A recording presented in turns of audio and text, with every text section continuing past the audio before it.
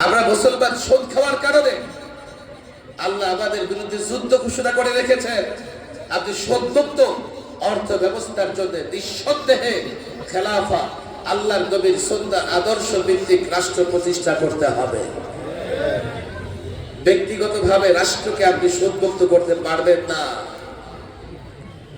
চার, খেয়াল করেন, বিচার ব্যবস্থা কোরআনের বিধান অনুযায়ী বিচার ব্যবস্থা পরিচালনা করা ফরজ। وَمَنْ لَمْ يَحْكُمْ بِمَا أَنزَلَ اللَّهُ فَأُولَئِكَ هُمُ الْكَافِرُونَ। আল্লাহর বিধান অনুযায়ী বিচার না করলে কাফের, অস্বীকার করলে কাফের। আর মেনে যদি আল্লাহর বিধান আছে বিচার ব্যবস্থায়, মেনে যদি অন্য কোনো বিধান দিয়ে বিচার কার্য পরিচালনা করে, জালেম, ফাসেক। এখন এই বিচার ব্যবস্থাকে আপনি কোরআন অনুযায়ী পরিচালিত করবেন, ব্যক্তিগত ভাবে করতে পারবেন না রাষ্ট্র ক্ষমতায় যেতে হবে? আমি খুব বেশি এক্সাম্পল দিব না। এই যে ইসলামের বিষয়গুলো, সমস্ত বিষয়গুলো আমাদের জানা নাই বলে আজকে আমি উলামাদের কাছে অনুরোধ করব, এই বিষয়গুলো চার্ট করে জাতির সামনে পেশ করেন, জাতিকে বলেন এগুলো বাদেন, এরপরে আপনারা বলেন যে কেন শান্তিতে নাই। আংশিক ইসলাম দিয়ে ইসলামের সুফল ভোগ করা যাবে না। এটা হচ্ছে ইসলাম, যে মানুষের প্রত্যেকটা সমস্যার সমাধান দিয়েছে। আফসোস, এখানে অনেক জেনারেল শিক্ষায় শিক্ষিত থাকতে পারেন, এই ইসলামের প্রসঙ্গ যদি আসে বলে যে না না না, আমরা ডেমোক্রেসি চাই, আমরা সেকুলারিজম চাই, আমরা সোশ্যালিজম চাই, আমরা ন্যাশনালিজম চাই, আমরা ইসলাম চাই না, আমরা শরিয়া আইন চাই না। এই কথাগুলো যারা বলে শরিয়া আইন চায় না, ইসলাম চায় না, হয়তোবা তারা গণ্ড মূর্খ, না হলে তারা এদেশে ইহুদি নাসারাদের এজেন্ডা বাস্তবায়ন করতে চায়। আমি বলি, দেখেন, এই যে প্রচলিত রাষ্ট্র ব্যবস্থা আপনি একদিকে রাখেন, ইসলামী রাষ্ট্র ব্যবস্থা একদিকে রাখেন, যে কারণে প্রচলিত রাষ্ট্র ব্যবস্থাকে আধুনিক অত্যাধুনিক মনে করা হয়, সে কারণগুলো কি? একটা কারণ হচ্ছে সরকারের জন্য মেয়াদ আছে 4 বছর 5 বছরের, যাতে এই সরকার যদি জনগণের অকল্যাণে কাজ করে, যাতে জনগণ তাদের মুক্তি পেতে, তাদের হাত থেকে মুক্তি পেতে পারে। অথচ ইসলামে সরকারের কোনো মেয়াদ নাই। খেয়াল করেন, প্রচলিত রাষ্ট্র ব্যবস্থায় সরকারের মেয়াদ আছে না নাই?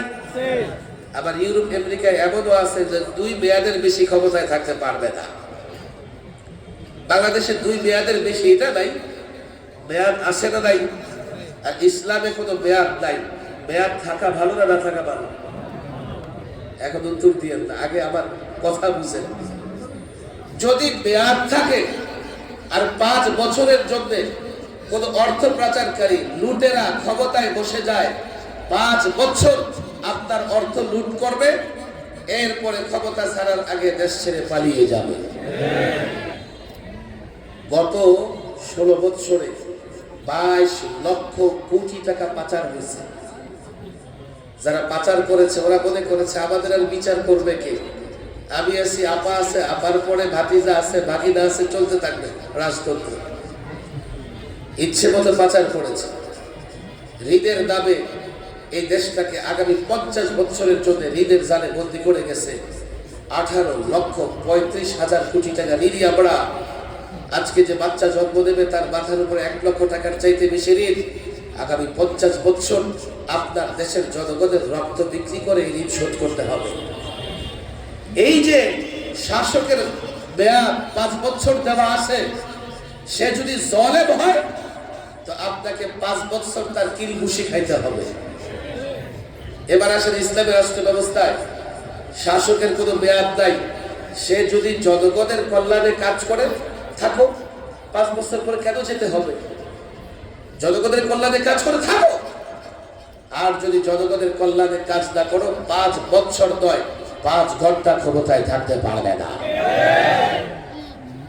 2, প্রচলিত রাজনীতিতে সরকারি দল বিরোধী দলের ধারণা বা কনসেপ্ট আছে। ইসলামী রাষ্ট্র ব্যবস্থায় সরকারি দল বিরোধী দল বলতে কিচ্ছু নাই। থাকা ভালো না থাকা ভালো? আমার কথা খেয়াল করেন, কেমনে জানেন? আমার দেশের সরকারি দলের কাজ কি? সরকার যত ধরনের কাজ করবে সব কাজকে সমর্থন করা। এমনকি আমরা দেখেছি কোরআনের বিরুদ্ধে করলেও দল করবার কারণে তারা সরকারকে সাপোর্ট করে। আমি যদি এক্সাম্পল দিই, 53 বছরে 1000 এক্সাম্পল দিতে পারবো। আবার বিরোধী দলের কাজ কি? সরকার যত ভালো কাজই করুক না কেন, বিরোধী দল সেটার সমালোচনা করবে। ইসলামী রাষ্ট্র ব্যবস্থা কি বলে? সরকার যতক্ষণ কোরআন সুন্নাহ মেনে, ভালো করে বুঝবেন, জাতির কল্যাণে কাজ করে, সেই রাষ্ট্র প্রধানের আনুগত্য করা ওয়াজিব সকল নাগরিকের জন্য। এখানে বিরোধী দল হয়ে থাকার কোনো সুযোগ নাই। আবার সরকার যদি কোরআন সুন্নাহ বিরোধী কাজ করে, সরকারি দল হওয়ার কোনো সুযোগ নাই। দেশের প্রত্যেকটা নাগরিকের উপর ওয়াজিব সরকারের কোরআন সুন্নাহ বিরোধী বা জনগণের কল্যাণের বিরোধী আইন বা পদক্ষেপের বিরোধিতা করা। ইসলামী রাষ্ট্রে প্রার্থী হওয়ার সুযোগ নাই। কোন কোন ক্ষেত্রে প্রার্থী হওয়ার সুযোগ থাকলেও ব্যাপকভাবে প্রার্থী হওয়ার সুযোগ নাই। বলবেন কেন? যে প্রার্থী হয় কি করে জানেন? রিজার্ভ টাকায় দিয়ে পোস্টার বানায় লাগায় দেয়, ব্যাগ করে মাইকিং করতে থাকে, অমুকের চরিত্র ফুলের মতো পবিত্র, অমুকের দুদয়ক এলাকাবাসীর উন্নয়ন। আসলে এলাকাবাসীর উন্নয়ন না, নিজের উন্নয়ন ছাড়া আমাদের রাজনীতিবিদরা কিছুই বুঝে না। ইসলামী রাষ্ট্র ব্যবস্থায় কি হবে? একজন ভালো মানুষকে দেখে আপনারা দায়িত্ব দিয়ে দিবেন। যদি ভালো মানুষকে দেখে আপনারা দায়িত্ব দিয়ে দেন, সে মনে করবে আমার উপর আস্থা রেখে দায়িত্ব দিয়েছে, আমি চুরি করব না, লুটপাট করব না। এই ভালো মানুষটা আপনাদের খেয়ানত করবে না। আমি 3টা কথা তো বললাম, হাজারো পার্থক্য আছে। এই মুসলমান যুবক ছাত্র জনতা, তুমি যদি পাক্কা মুসলমান হও, প্রথম কথা হচ্ছে ইসলামকে ধারণ করে তোমাকে রাজনীতি, অর্থনীতি সব জায়গায় কাজ করতে হবে। আর তুমি যদি মনে করো যে না, আমি ইসলামকে সেভাবে মানি না, তাহলে আমার কথা হচ্ছে তুমি অন্য কোনো ইজম বাদো, ঠিক আছে, ইসলামের মোকাবেলায় সেই ইজম গুলোকে রাখো। আল্লাহর কসম করে বলি, ইসলামকে একদিকে রাখলে অন্য ইজম গুলো, অন্য মতবাদ গুলো অন্যদিকে রাখলে অন্য মতবাদ গুলো অন্ধকার মনে হবে। আমাদের দুর্ভাগ্য। আপনাদের কষ্ট হচ্ছে নাকি? একটু ঠান্ডা মাথায় বসে নামাজ একটু পড়ে পড়বো ইনশাআল্লাহ।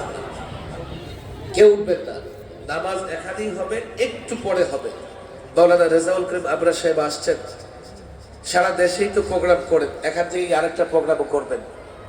আমরা একটু বিলম্বে, খুব বেশি বিলম্ব হবে না, নামাজ এখানেই হবে। সবাই ধৈর্য সহকারে বসবেন। আমার দিকে তাকান।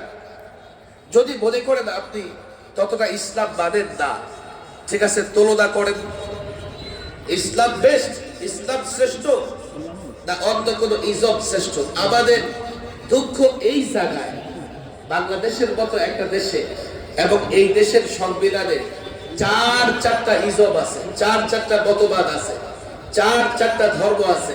এদেশের সংবিধানে সেকুলারিজম আছে, ধর্ম নিরপেক্ষতা। এদেশের সংবিধানে ন্যাশনালিজম আছে, জাতীয়তাবাদ। এদেশের সংবিধানে সোশ্যালিজম আছে, সমাজতন্ত্র। এদেশের সংবিধানে ডেমোক্রেসি আছে, গণতন্ত্র। কিন্তু এদেশে যদি আমরা ইসলামের কথা বলি তো আমাদের বলে জঙ্গিবাদ, সন্ত্রাসবাদ, মৌলবাদী, সাম্প্রদায়িক। কথা ঠিক না বেঠিক? আমি পরিষ্কার বলছি, মুসলমান হিসেবে তোমার দায়িত্ব ইসলাম প্র্যাকটিস করা। মুসলমান হিসেবে তোমার দায়িত্ব। তারপরেও যদি তুমি মনে করো ইসলাম প্র্যাকটিস করবে না, আমরা তোমাকে জবরদস্তি করব না। কিন্তু পরিষ্কার বলে দেই, তুমি যদি অন্য কোনো মতবাদ, অন্য কোনো ধর্ম মেনে চলতে পারো, আমি ইসলাম কেন মানতে পারবো না? সেকুলারিজম, কুফরি মতবাদ যদি তুমি মেনে চলতে পারো, আমি ইসলাম মেনে কেন চলতে পারবো না? ডেমোক্রেসি মেনে চলতে পারলে তুমি, আমি ইসলামের কথা কেন বলতে পারবো না? ন্যাশনালিজম, সোশ্যালিজম তুমি মানতে পারে, আমি কেন ইসলাম মানতে পারবো না। রাষ্ট্র পরিবর্তন হয়েছে, ছাত্র জনতা আলেম ওলামা পরিষ্কার বলি, বুকে হিম্মত রেখে এই জাতিকে জানিয়ে দাও, তুমি কুফরি মতবাদের পক্ষে কথা বলতে পারলে আমি ইসলামের পক্ষে কথা বলবো। যদি বাধা দাও, বাংলাদেশের প্রত্যেকটা মহল্লা থেকে তাগুতি শক্তি, বাতিল ফিরকা, কুফরি মতবাদের বিরুদ্ধে লড়াই চলবে, লড়াই চলবে।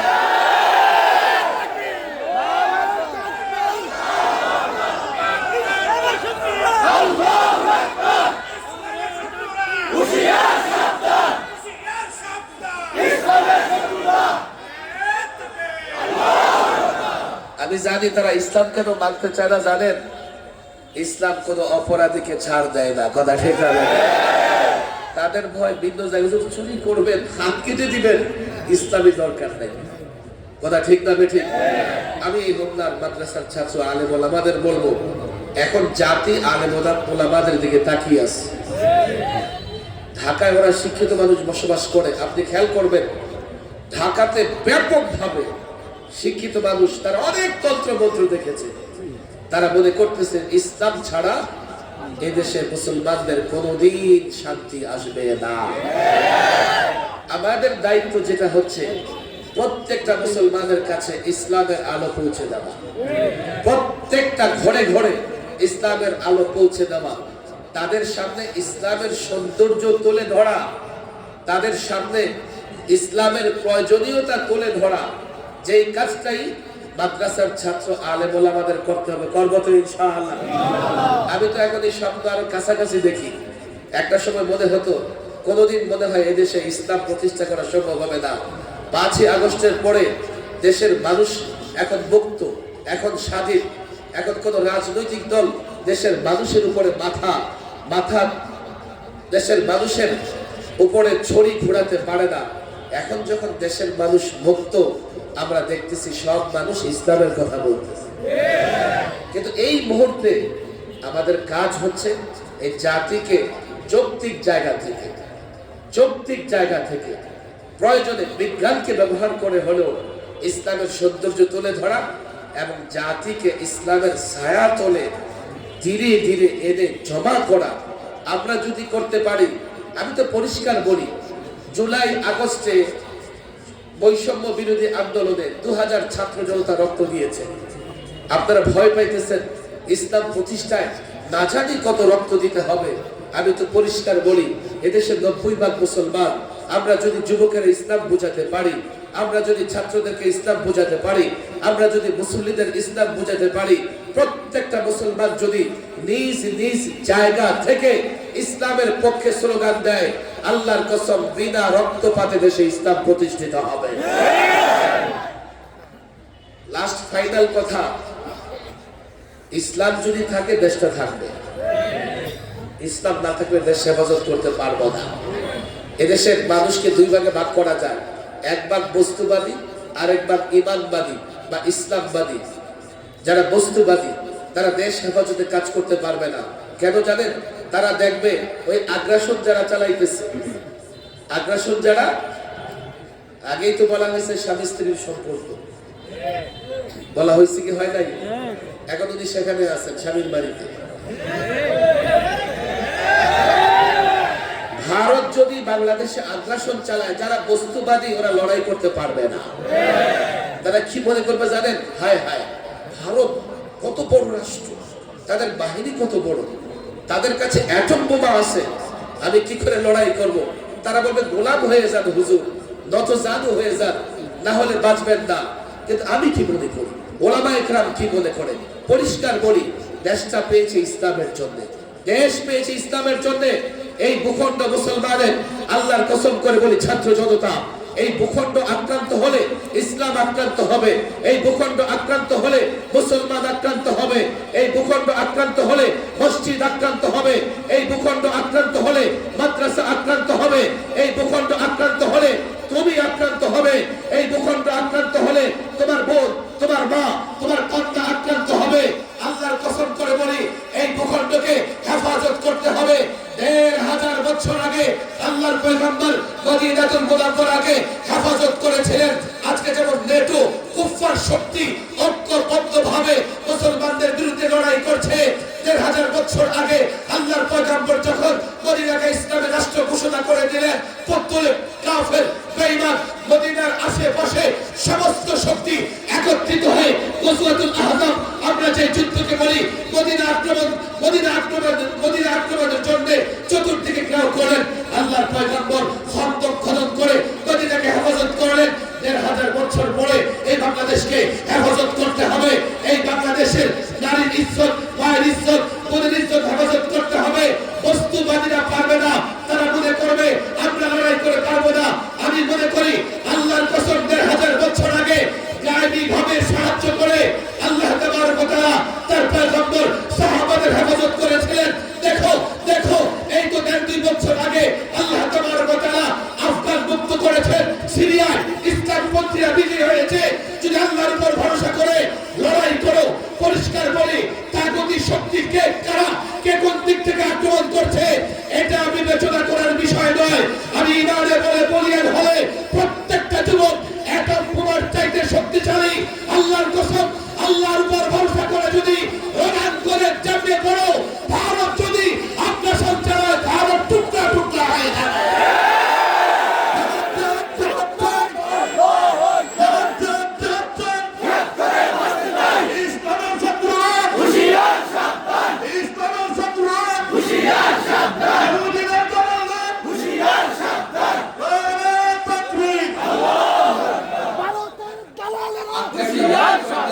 আমি ছাত্র জনগণের ওয়াদা নেই, আমি বক্তব্য শেষ করে পাক্কা ওয়াদা করে পূর্ণাঙ্গ ইসলামের তালিম এবং দাওয়া, পূর্ণাঙ্গ ইসলামের তালিম এবং দাওয়া।